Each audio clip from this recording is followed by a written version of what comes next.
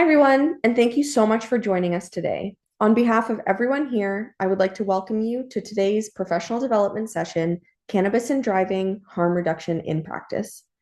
Whether you work in education, public health, youth outreach, or justice, we're really glad to have you with us today as we look at how cannabis-impaired driving impacts young people and how we can respond using practical, judgmental, evidence-informed approaches. The Hub team is very pleased to welcome our guest speaker, Dr. Patricia Di Ciano from the Driving Simulator Lab at the Center for Addictions and Mental Health. She will be sharing her research on cannabis use, impaired driving behavior, and the importance of using data to shape the way we talk with young people about risk.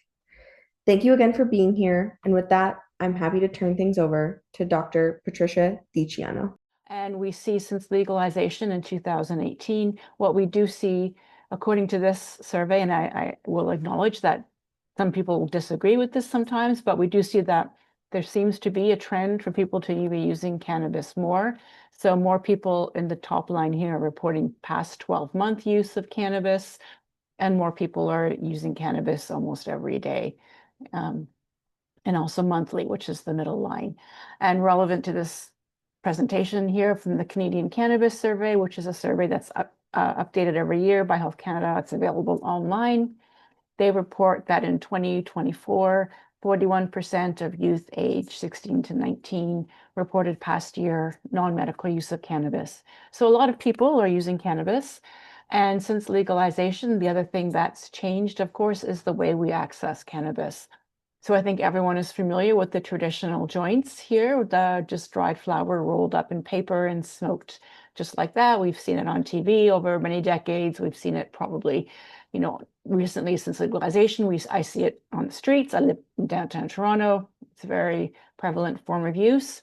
But we're also seeing newer forms. So we're seeing these vapes that are coming out, and edibles are now available just at the store. Whereas before legalization, edibles had to be made someone had to bake them in their own kitchen and make them at home, but now we can purchase them quite readily on the retail market. So what we're seeing since legalization is a change in the way people are using cannabis. So dried flower, which are the joints, we call them joints because cigarette is too confusing in terms of tobacco cigarettes. So we just refer to them as joints, even in the science world. We see that use has come down quite a bit since legalization, where edibles, when they were legalized in 2019, we see a big jump in the use of edibles. And vapes are harder to see, but we see an increase here of about 10% since legalization. And what's there down here, drinks, which are a form of edible, so beverages are also going up. So we see these newer forms, our prevalence is increasing. Of course, most of what we know about cannabis is based on the traditional dried flower, because that's what people have been using for decades, probably since the 60s when cannabis was really first popularized. And in this table here, I'm just showing you that in the youth, age 21 to 24, their preferred way of using cannabis is still in loose leaf flower and also in edibles. And vaporizers I believe they're increasing in popularity. So what do we know about real world cannabis and driving? So I'm interested in looking at how cannabis that people use in the real world affects driving. So this is kind of a bit of old data, but I think the statistics have remained the same in the sense that more people report that they drive after using cannabis than after drinking and driving. So we see 9% of people have said that they've driven a motor vehicle after using cannabis, where only 4% after drinking alcohol. These are in youth, I believe, aged grades 10 to 12 down here. So we have some work to do in terms of educating people, because we know that cannabis does impair driving, or that people who drive after using cannabis are at increased risk of getting into a collision on the road. And we've seen that go up since legalization in Canada. We've seen an increase in that number of motor vehicle collisions after using cannabis. And we know about 16% of people who use cannabis drive after within 2 hours of using cannabis, which is quite surprising, given that we know the effects of cannabis really can last for a few hours.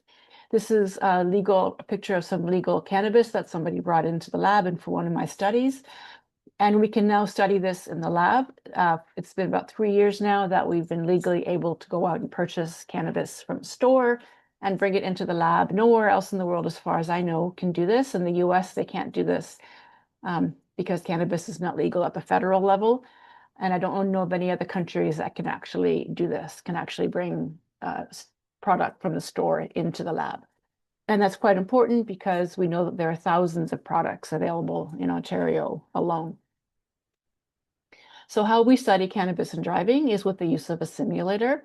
We've studied people over the age of 65 and also younger people under the age of 25. Unfortunately, at this time, there are no studies directly comparing the older to younger people, so I can't give you any comparisons of how the driving affects them differently. But what I can show you data, and just to show you that from what we can tell, it seems to be the same at this point. And in the simulator, we see that they're driving in what looks like a car. It's actually the console of a car. These are two different, we have 3 simulators. The one on the right is the newer one. You can see the dashboard has lit up and we have the iPad there. But it looks like a car, it feels like a car, it sounds like a car. It moves. If you drive off the road and go onto the shoulder, the car shakes and it makes noise. And it feels like a car and it handles like a car. And we measure what is known to be affected by cannabis, which is weaving. So this is how much people stay in their lane, SDLP. So standard deviation of lateral position is what it stands for, or just weaving. I'll refer to it as weaving because that's sort of easier to conceptualize, I think. So this is a lot of weaving on the bottom, and this is a little bit of weaving on the top. We also measure speed. So we ask them to drive at 80 kilometers an hour on these rural roads. And we measure their average speed, how much they deviate in speed, so how erratically they're driving, and their maximum speed. And we also measure how long it takes for them to respond to a stop sign, which is kind of like simulating if a child were to run out in front of the car or a dog or something. And we ask them to do it in 2 ways. One is just driving, and the other one is while counting back in 3s aloud while driving, which is actually really hard to do. To count back in 3s aloud while driving and not make mistakes. Okay, and the basic design and all the studies vary a little bit, but basically what we do is we have them come in and they drive, then they smoke or take edibles or whatever their cannabis administration is, and then we test them at a few periods later. We ask them questions throughout the day, how they're feeling, can they drive, how do they feel about driving. So basically over the course of a day, we'll test them a few times, both before and after having cannabis. So what do we do? What do we find? When we ask people to just bring the cannabis that they would like to use, we invite them to just go to the store and purchase whatever dried flower cannabis they would like to use in the lab. We ask them to use their regular cannabis and to just bring what to get to their normal level of satisfaction. So we find that the THC, which is the active component of cannabis, on average is quite high. That's 18.74%. To put it into perspective, we have here the average amount of THC in cannabis seized by the authorities over the past 30 years or so. We see it's gone from 3.96% to 16% in 2022. And the highest you can get is about 29-30% in non-infused cannabis, so just cannabis flower. So quite high. This is the highest potency I know of, studied, published out there. And of course, most choose with negligible CBD, which is the non-psychoactive component of cannabis. And most of them use cannabis with high amounts of THC. So people prefer to use high potency cannabis, which is something that really hasn't been studied very much. So what we find is here at baseline, they have 2 sessions, one where they don't take cannabis, one where they smoke cannabis. At baseline, they're the same. 30 minutes after smoking, we see that their weaving has gone up. Cannabis is in blue, no cannabis is in purple. And then by 3 hours, the cannabis is still higher, but we're not getting any mathematically or statistically significant difference. And then when they're counting back in threes, we still see this increase in weaving. And their speed decreases here at 30 minutes after smoking. Their speed is going down in both the standard and dual task where they're counting back by threes. And people always say, oh, they're driving slower. That must mean they're a better driver. Well, yes, they're being more careful. That's because they know they're not driving well. We see here they're weaving more. They know that they're not driving. They know they can't maintain control of the car as well. So they're slowing down to compensate. We didn't measure it in this study, but people who take cannabis also leave more space between them and the car ahead of them because they know that they need that extra time to react or to keep away from the car in front of them. So what about edibles? So we see that edibles have really, the use of edibles has really increased. People are choosing edibles more and more over the past number of years. And this is the only that we know of published study of edibles and driving. And really edibles have not been studied very much in the lab, I think, because it's a kind of a newer form of retail cannabis. So what we did, again, we asked them to just bring cannabis edibles into the lab, whatever they liked, whatever they preferred. And this time, for some reason, they chose low potency, so that 7.3 milligrams of THC is a low dose of cannabis. To put it into perspective, one package of an edible has at the most 10 milligrams of THC. So it's actually quite a low potency of cannabis. And most of them chose gummies here. Some of them chose chocolate. I think one chose a cookie, one chose a brownie, but most preferred the gummy, which is why I put a picture of gummies up here. Okay, so again, we find that even this low potency of edible decreases speed. So they're being more careful in their driving. This is the cannabis condition in red, no cannabis in white and standard, and then the counting back in threes. This was published last year. And we find that even this low dose of cannabis makes them feel quite intoxicated. So we ask them to rate how much it feels like cannabis and how much they feel high over that's 6-7 hours since taking the cannabis. We see it goes up. The highest it can go is to 100. So they're really reporting that they're feeling high, and they're reporting that they're not able to drive. So when we ask them, are you able to drive and are you willing to drive? They're not able to drive for, that's 4 hours after taking the cannabis, and 6 hours, for 6 hours, they're not willing to drive. So they're really, even at this really low potency, they're feeling that they can't drive. Why that doesn't translate so much into the driving probably is because our machine isn't sensitive enough to pick up changes with these low doses.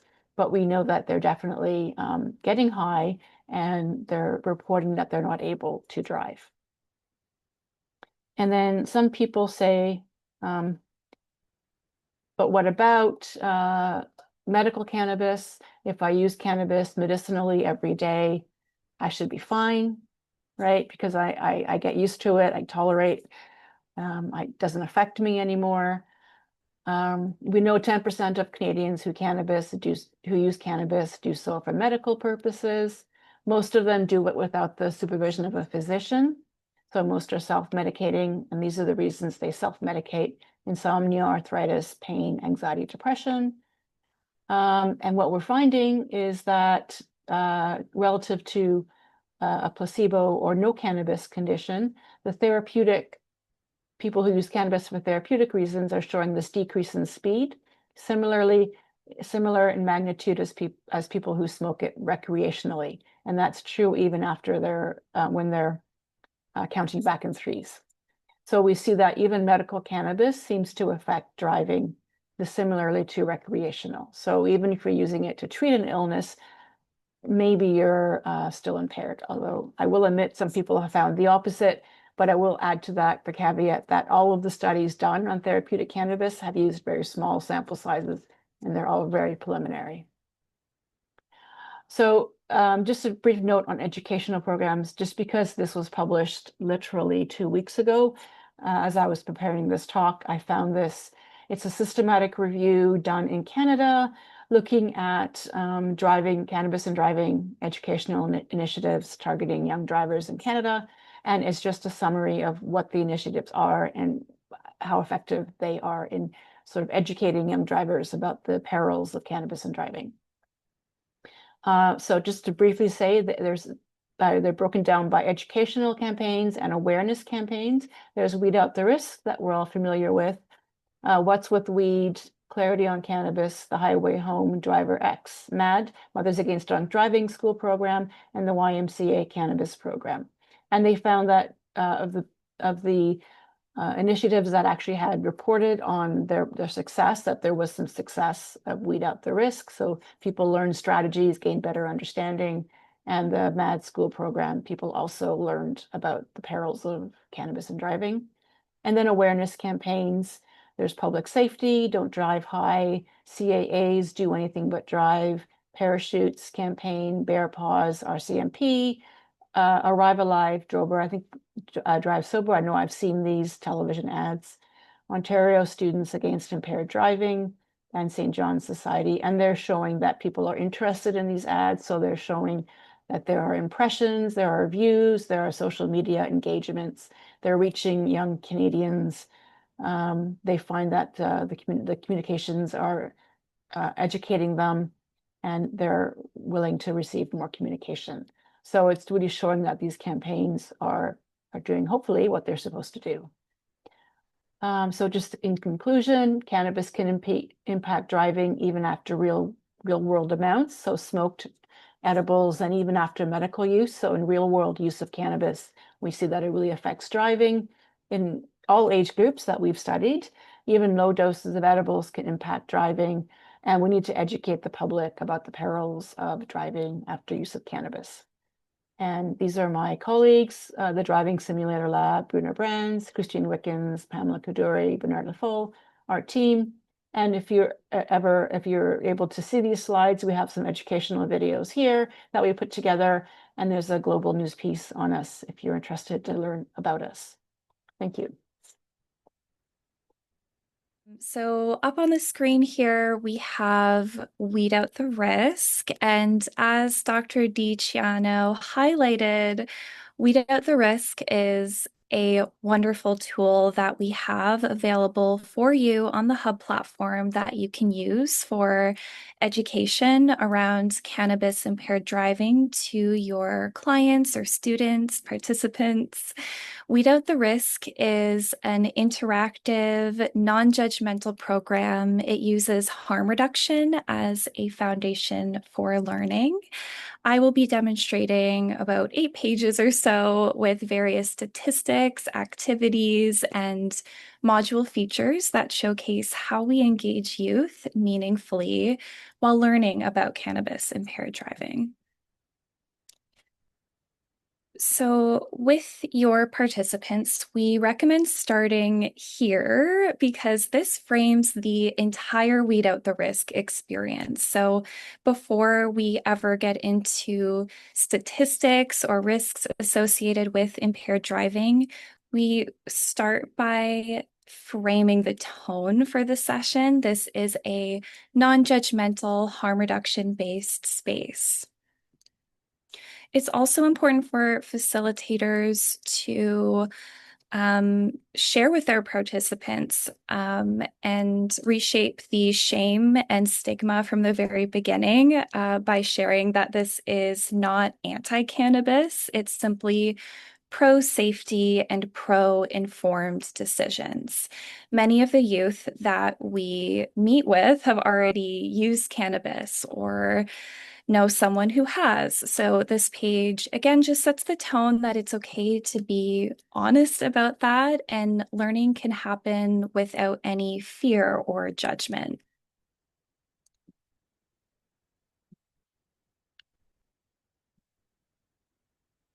So this slide is incredibly effective in shifting youth perceptions using some real data. For instance, 1 in 4 teens have driven within 2 hours of using cannabis, and that stat often surprises adults too. We use the parachute metaphor Would you trust someone to pack your parachute if they were high? To challenge youth's reasoning without shaming them or making certain choices. And this is where the educator's voice becomes key.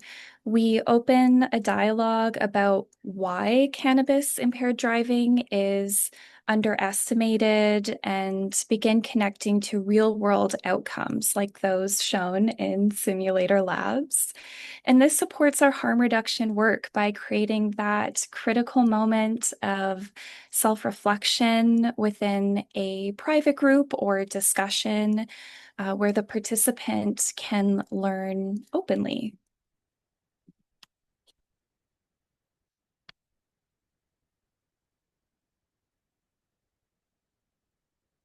Okay, so we break down three key areas of the brain that THC affects and how that impact can show up in cannabis impaired driving. So for the basal ganglia, THC interferes with how this region communicates with the rest of the body, which can delay muscle responses. For the hippocampus, THC affects the ability to concentrate and it can really disrupt short-term memory. The cerebellum is responsible for coordination.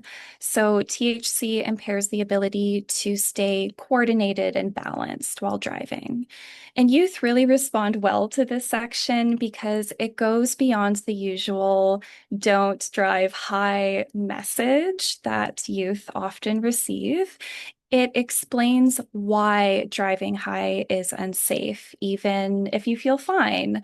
On a physiological level, cannabis affects your brain and body regardless of your tolerance or experience level with cannabis.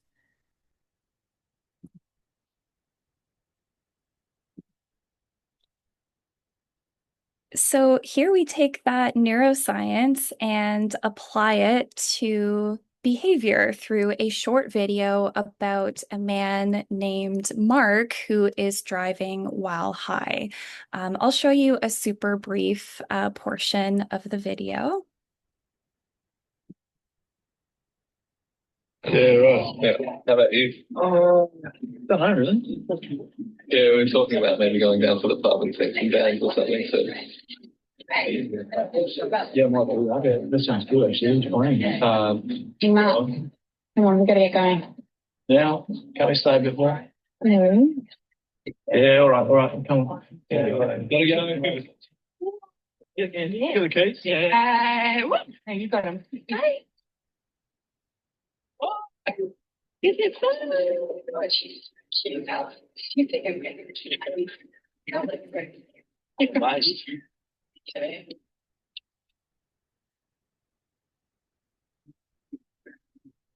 Okay.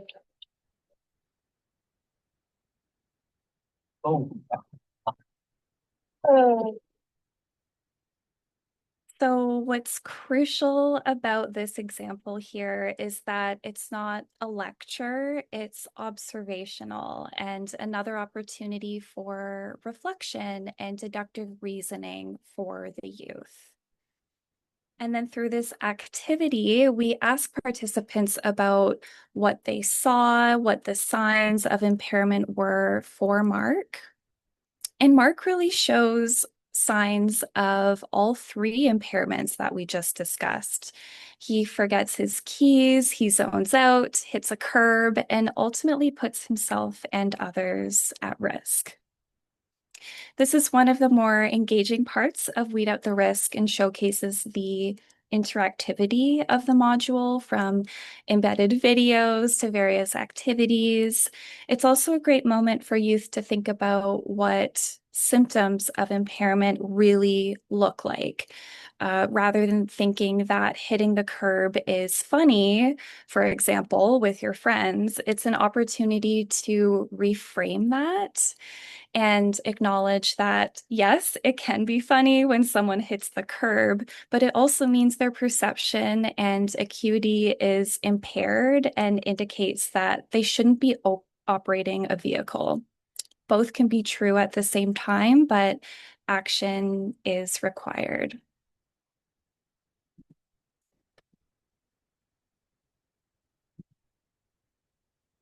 Okay, so this slide is essential for helping youth understand that drug-impaired driving is not only dangerous, it's also legally enforceable and can have long-term legal consequences.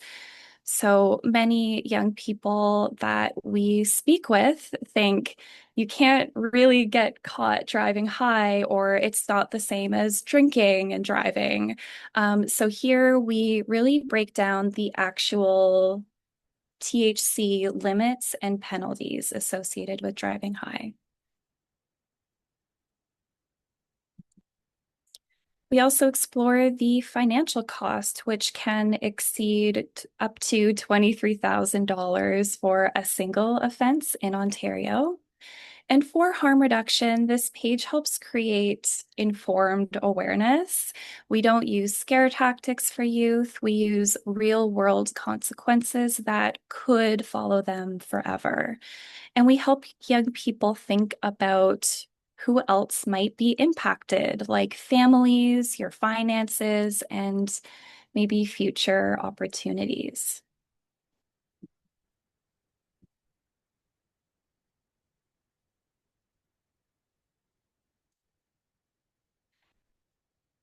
So this is one of our most reflective and interactive slides. Youth are given different consequences up on the screen, and they're asked to sort them into categories, whether they think it's a social risk, legal risk, or financial risk. So they'll reflect on things like getting a criminal record, or maybe disappointing your friends or family, or having to pay a lot of money in fines.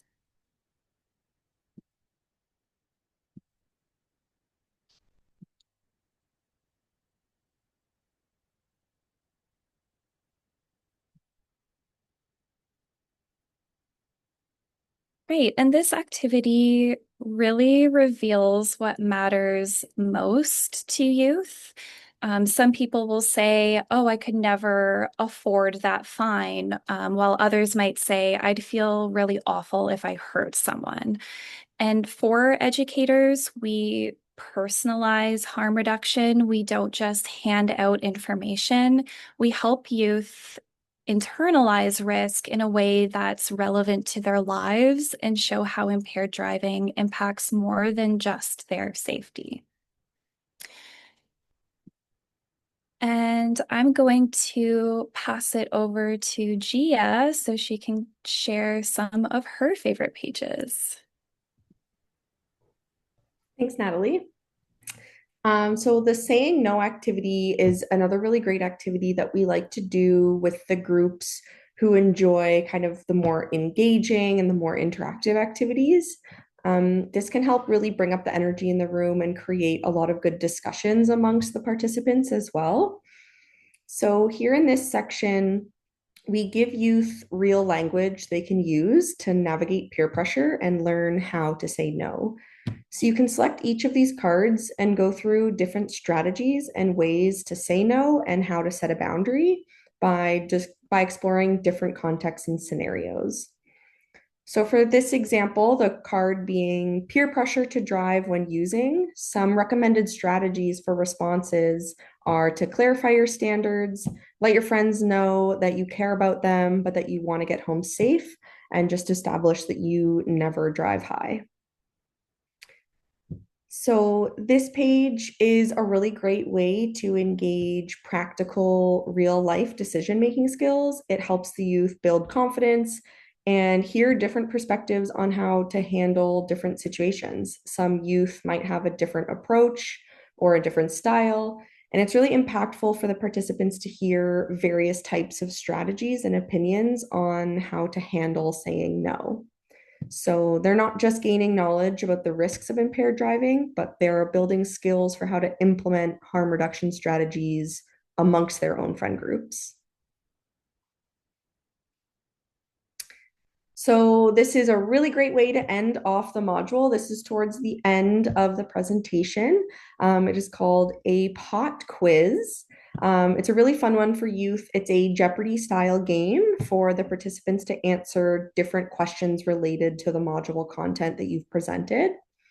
So participants would be broken up into two teams, orange and blue, and they would work together to answer a question under a specific category. If they get it right, they'll get points. If not, those points would go to the opposite team. So for example, the Arrive Alive category for 400 points, the question is, how much THC are you legally allowed to have in your blood when driving? The participants can deliberate together, and then the correct answer will be shown on the screen. You can then select yes or no if the team got it correct, and the corresponding team would receive those points. The questions get more difficult based on the increase in points. So Cannabis and the Law for 500 asks quite a difficult question. The police who have special training to detect if drivers are high are called DREs. What does this stand for? So you can view the answer on the screen, assign the points to the team. Whereas what is cannabis for 100 points asks a more simple question. What are some of the smokable forms of cannabis? So as the game gets on, the questions become more challenging. And this is a really fun way to summarize some of the main themes of the module and allows you to gauge the level of understanding that the participants have gained throughout the session. So another great way to utilize this is that you can even announce that you'll be doing this activity and maybe offer some prizes to the winning team at the beginning of the session before you even start the module. And that helps just encourage increased listening and active participation throughout the presentation. And that is a summary of the Weed Out the Risk program. We finish with this last page and a final question for participants just to continue to prompt some thought. And the selected pages that we chose to feature with you today are really the foundation of Weed Out the Risk. It is data informed, it is interactive, it's stigma free, and it's full of opportunities for critical thinking and for youth to share their experiences in either a group or a private discussion. So before we wrap up, I will mention that if you are interested in delivering the Weed Out the Risk program to your students or clients, we provide a ton of support to make the program delivery as interactive, meaningful, and seamless as possible for you. So we have two ways of supporting you in this. The first through facilitator training. Our expert learning and training team can provide a virtual facilitator training session where you will build your knowledge around cannabis education through a harm reduction lens and learn how to deliver the program in an engaging and youth-centered way. We can also offer experiential learning opportunities where one of our facilitators visits your classroom or community space to co-deliver the workshop with you. And this is really cool. You'll get to see the program in action and take part in two simple activities or discussions while our facilitator leads the session. Thank you to everyone for attending this session today, and a special thank you to Dr. Patricia Di Ciano for sharing her knowledge and research with us. We hope this was an impactful session for you all, and we are looking forward to continuing this important topic with you at future professional development events with the Hub team. Take care.